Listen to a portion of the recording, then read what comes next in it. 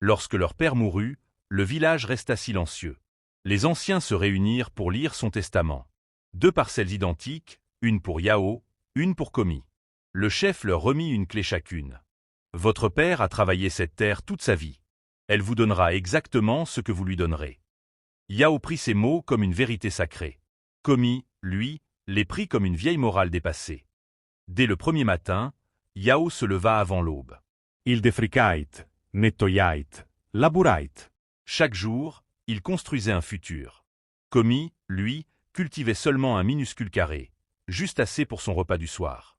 Le reste du temps, il riait sous les manguiers avec les jeunes du village. Quand Yao passa devant lui, couvert de poussière, il lui dit sereinement : « Frère, la terre ne t'attend pas, commence maintenant. » Komi répondit avec légère moquerie : « Tu stresses trop. Je fais ce qu'il faut pour vivre. Le reste, c'est du surplus. » Une semaine passa. Chez Yao, les premières pousses étaient déjà visibles. Chez Komi, presque rien, si ce n'est quelques tiges perdues dans les herbes. « Si tu laisses ces mauvaises herbes prendre le dessus, tu regretteras, » dit Yao. Komi haussa les épaules. « On verra ça plus tard. » Un mois plus tard, les mauvaises herbes arrivaient à hauteur de genoux chez Komi. Yao le mit encore en garde. « Plus tu attends, plus tu t'enchaînes toi-même. Le temps n'épargne personne. » Komi répondit avec agacement : « Arrête tes leçons. Je vis comme je veux. » Cette année-là, les saisons trahirent le village. Les nuages cessèrent de venir. Les rivières rétrécirent. Des fissures s'ouvrirent dans les sols. Les anciens dirent : « Ce phénomène n'arrive qu'une fois par génération. » Les petites cultures de Komi, trop limitées, trop tardives, se desséchèrent complètement. Il n'avait aucune réserve, aucun stock, aucune sécurité. Il avait vécu comme si chaque jour recommençait à l'identique. Et la réalité le frappa de plein fouet. Yao, lui, avait travaillé tôt et rempli ses greniers. Ses réserves lui permettaient de traverser l'épreuve sans panique. Avec la sécheresse qui durait, Komi entra dans une période sombre. Les quelques provisions qu'il avait touchèrent à leur fin. Puis vinrent les jours où il ne mangeait qu'une seule fois. Puis un jour sur 2. Puis presque plus rien. Son ventre le brûlait. Ses forces l'abandonnaient.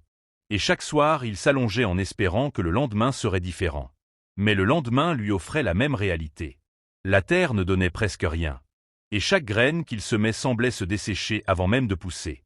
Il comprit combien il dépendait de son travail. Et combien il avait perdu de temps à négliger la préparation. Pendant ce temps, Yao, lui aussi confronté à la sécheresse, parvenait à survivre grâce aux soins et au travail qu'il avait commencé tôt. Ses plants, semés et entretenus avec patience, résistaient à l'aridité. Ses réserves lui permettaient de nourrir sa famille et de continuer à travailler sans désespoir. Bienvenue sur la chaîne Voix Afrique. Ici tu reçois des leçons à travers des histoires. Abonne-toi pour me soutenir. Un soir, alors que la nuit enveloppait le village, Komi, affaibli par la faim et l'épuisement, se dirigea vers la maison de son frère. Chaque pas était lourd, son visage creusé par la fatigue. Lorsqu'il arriva devant Yao, sa voix tremblait. « Frère, je n'ai presque plus rien à manger. S'il te plaît, donne-moi quelque chose. Au moins de quoi tenir quelques jours. Et, si tu peux, montre-moi comment travailler la terre correctement. Je veux apprendre, je ne veux plus souffrir ainsi. » Yao le regarda longuement. Il vit dans les yeux de Komi la détresse pure, la faim et l'impuissance, sans fierté ni excuse. Avec un soupir mêlé de pitié et de tendresse, Yao posa une main sur son épaule. « Entre, Komi. Tu n'aurais jamais dû passer par cette faim.